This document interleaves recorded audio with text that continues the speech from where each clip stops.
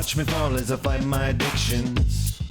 Don't know who I listen to. Hey, Coach Johnny here. As you may have noticed, I've been repping some new pads and gloves in my latest videos since COVID. I decided to switch to the Bauer Hyperlites after having numerous injuries because of weight savings. And I've heard such good things about them. I know I'm not paid by Bauer or Vaughn or anyone to wear their gear. I have worn Vaughn's since V1 up until, well, 2020, 2021. I was wearing Vaughn's and I love them. Love their build quality, love how they specialize stuff. Vaughn would constantly, I'd just get a V4 remade in whatever skin they were making for the new season. I love that V4 brake. I got a Pro Palm and I would beef it up 17 to 19%. It would take me 2 weeks to break it in. You're wondering, why is he talking about Vaughn's when he's supposed to talk about Bauer Hyperlites? My first con with Hyperlites that I did not like is their catcher. I got the Pro Palm and the glove came closed. When it came out of the box, it was like this. And I was like, okay. And the big problem with the Bauer was getting it to open, which is completely different for me because I'm used to Vaughn's where the big problem is being able to close them.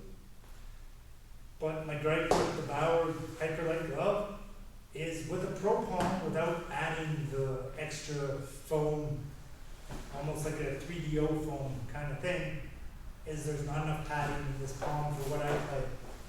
And I play lots of beer league stuff. But some of the guys I scrimmage against not can really fire the puck. And it hurts. I get a few stingers when I play with certain groups. The one thing I would do if I buy this Bauer again is I'm getting a Pro Palm and I'm beefing it up. Lots of people get my used gloves and they still can't close them. Gotta remember, I've been playing goal all my life. To me, this thing's butter already out of the box. I was really surprised by that. But I'm also liking the glove. I like the glove position. I like the feel, the comfort of this glove. I think I might also add in a thumb pillow next time. That's a real big thing. I really miss the thumb pillow that I had in my Vaughn's. A little custom piece you get put in at the thumb so when you get a hard shot, your thumb doesn't rock it back and hit the back of the hard armor here. I have some leather inside this Hyperlite, but it's not quite enough. My blocker, well, there's not much to say about it. It hasn't been used enough to find out if it deforms badly or not. But I definitely like it. It's super light. Probably about 3/4 of the weight of my old blocker.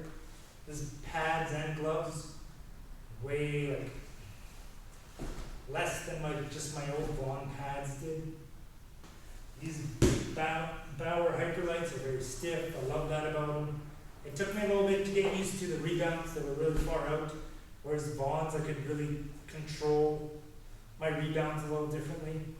Vaughn's have a very flexible ankle toe, so I could push it out in front or angle it way off when I was down. Just simply flexing the toe. With the Bauers, you can see there's not much change. With the Vaughn's, there was a big change in my toe angle. The nice thing I do like about these Hyperlites is how little strapping I have.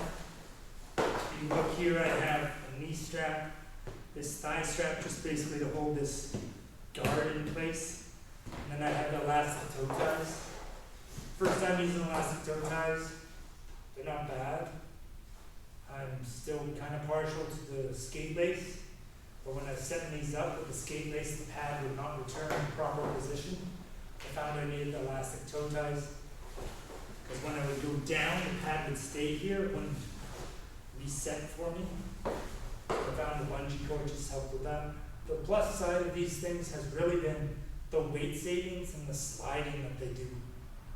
Compared to what I was running V7s and V6s, which were my last pair of Vaughn's, these things slide so much better. It is unreal. I was ahead of the play. Someone would pass the puck to where your camera is, and by the time I slid, I would end up out here, beyond it. People would cut across the net when I first started, and I would push, and because my pads were so light and so much more slippery, I would beat the guy across the net and pass him. I was out of position so much for the first couple of games. When I was down on my knees, it takes like half the effort. So when I want to let someone beat me across the net, I really have to concentrate on letting them get that start and making sure they get to my outside shoulder or a little further than I normally would, feel comfortable, and then I push. And I'm just blown away by how well they slide. It's fun. I giggle every time I get on the ice and start sliding around now. Before a game, after a game, doesn't matter how rough that ice is, these things slide so nice. Yeah, what can I say? I've been enjoying these pads. I'm not paid by anyone to wear them. I got them on choice. I enjoy them very much.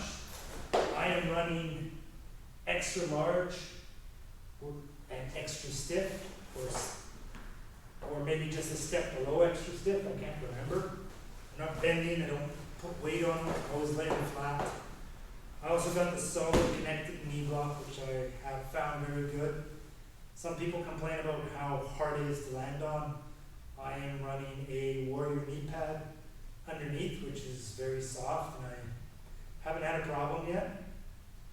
But I also do feel it in my knees because I am getting old. I had my knees scoped and broken both kneecaps. My knees swell up after a game, but I love the game, so I'm going to keep doing this. Hope you enjoy this. Hope this kind of helps you guys.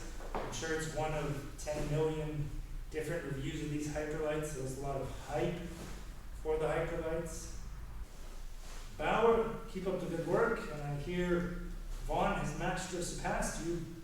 You never know, I might go back. I do love my Vaughns.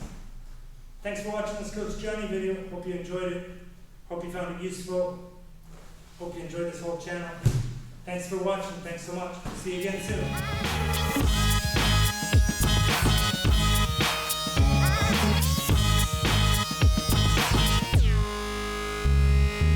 Watch me fall as I fight my addictions.